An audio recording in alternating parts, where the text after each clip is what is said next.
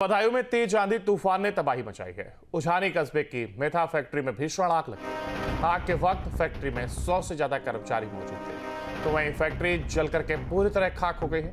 जनहानि की आशंका है, तो वहीं 2 गांवों में भी इस दौरान भीषण आग लग गई। 200 झोपड़ियां इसमें जल गई हैं और डीएम और एसएसपी ने घटनास्थल का निरीक्षण किया है। जिले में कई जगहों से अग्निकांड की खबरें सामने आई हैं। जिस फैक्ट्री में आग लगी उस वक्त 100 से ज्यादा कर्मचारी फैक्ट्री में मौजूद थे। फैक्ट्री पूरी तरीके से जलकर खाक हो गई है। तस्वीरें आप देख रहे हैं जहां तेज आंधी तूफान ने तबाही मचाई है। उझानी कस्बे की मेथा फैक्ट्री जिसमें यह आग लगी है और जानकारी है कि पूरी तरीके से यह फैक्ट्री जलकर खाक हो गई। 100 से ज्यादा मजदूर इस दौरान फैक्ट्री में काम कर रहे थे और जनहानि की भी आशंका जताई जा रही है। तो वहीं इसके साथ ही कई जगहों पर अग्निकांड की खबरें सामने आई। फैक्ट्री के अलावा अगर बात करें तो 2 गांवों में भी भीषण आग लगी और 200 झोपड़ियां जली हैं। डीएम और एसएसपी ने घटनास्थल का निरीक्षण किया है। और ज्यादा जानकारी के लिए हमारे साथ हमारे संवाददाता ओमवीर हमारे साथ फोन लाइन पर जुड़ गए। ओमवीर, फिलहाल अपडेट की अगर बात की जाए, क्योंकि तस्वीरें देखिए बिल्कुल डराने वाली और बताया जा रहा है कि फैक्ट्री पूरी तरीके से जलकर राख हो गई। हालांकि अगर अपडेट की बात करें तो क्या कुछ स्थिति फिलहाल बनी हुई है?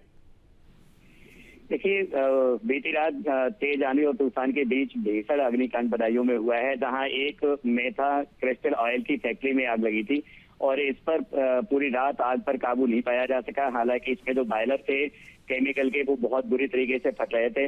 आधिकारिक तौर पर किसी जनहानि की पुष्टि नहीं की गई है, लेकिन करोड़ों रुपए की लागत से बनी हुई फैक्ट्री पूरी तरह से तबाह हो चुकी है, जलकर राख हो गई। इसके साथ ही बदायूं के सैसवान क्षेत्र में एक 2 गांवों में भयानक आग लगी। इसमें बड़ी संख्या में पशुओं की जलकर मौत हुई है। हालांकि जनहानि की आधिकारिक तौर पर पुष्टि नहीं की गई है, लेकिन दोनों गांवों में लगभग 200 झोपड़ी नुमा घर जलकर राख हो गए। क्या जो फैक्ट्री जो कि पूरी तरीके से जलकर राख हुई है, क्या इसको लेकर के अब तक नुकसान का आकलन किया जा सका है? और इसके साथ ही जिन गांवों में आग लगी वहां पर भी क्या कुछ स्थिति फिलहाल अब बनी हुई, क्या आग पूरी तरीके से कंट्रोल में है? जी, जो गांव में आग लगी थी उनकी बात करें तो तेज आंधी तूफान के कारण जो रोड थे वो बिल्कुल जाम थे, इसलिए दमकल विभाग की जो गाड़ियां थी फायर ब्रिगेड वाली, वो समय पर नहीं पहुंच पाई, उन्हें खेतों से होकर जाना पड़ा। इसके साथ ही अगर फैक्ट्री की बात करें तो फैक्ट्री में तो करोड़ों की रुपए की लागत से बनी थी, वो तो पूरी तरह जलकर राख हो गई है। लेकिन इस समय आधिकारिक तौर पर अभी कोई पुष्टि नहीं की जा सकी है।